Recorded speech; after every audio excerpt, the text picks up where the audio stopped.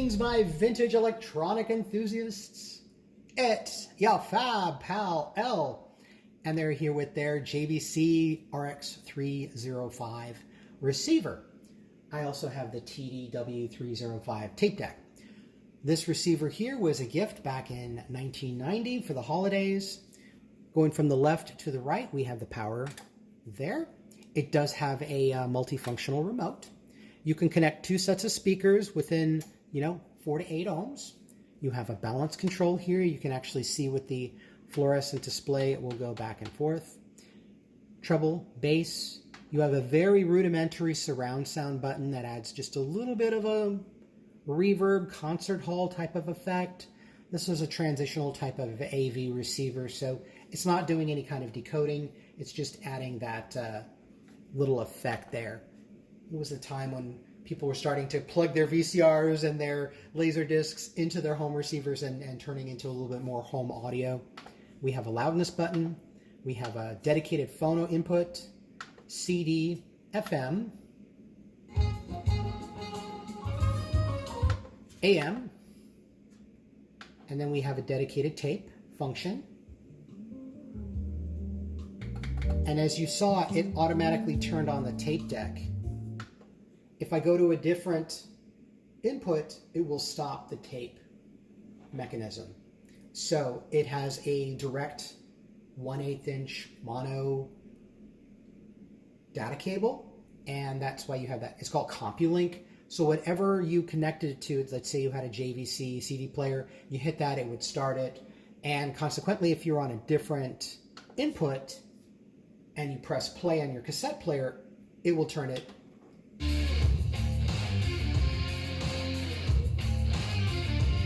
So it had a nice bit of connectivity in between the deck talking to the receiver, so you didn't have to constantly switch your inputs. It did that automatically.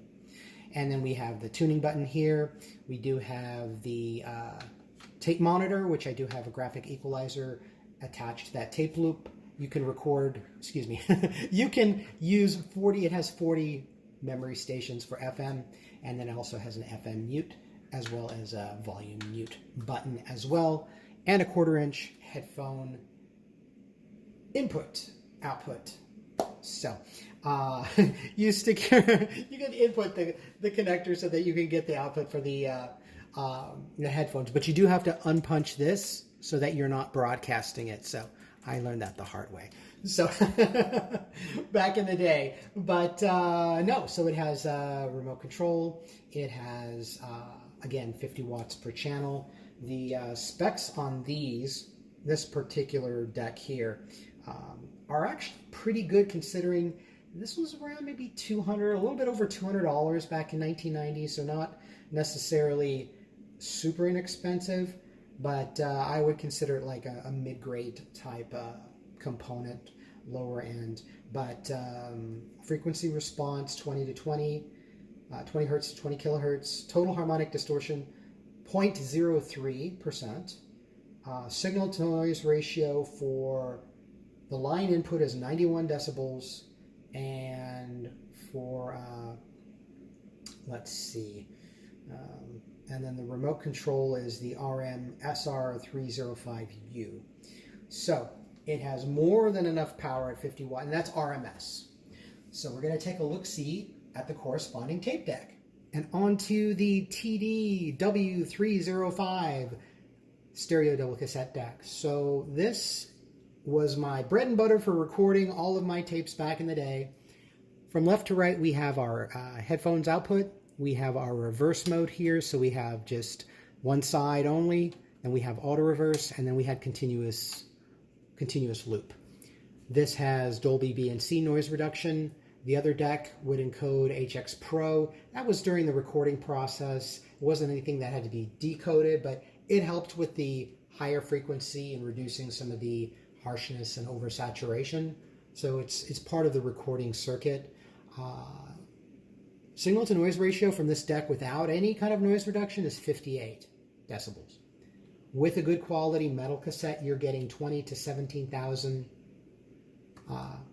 hertz for the frequency response and 78 dB noise reduction on the the recording deck here. So that's pretty impressive considering that is better than some of the real players of, the 1970s. So that's a really good feature. It records excellent tapes. It has, wonderful sound quality, and after 36 years, it still is pretty awesome.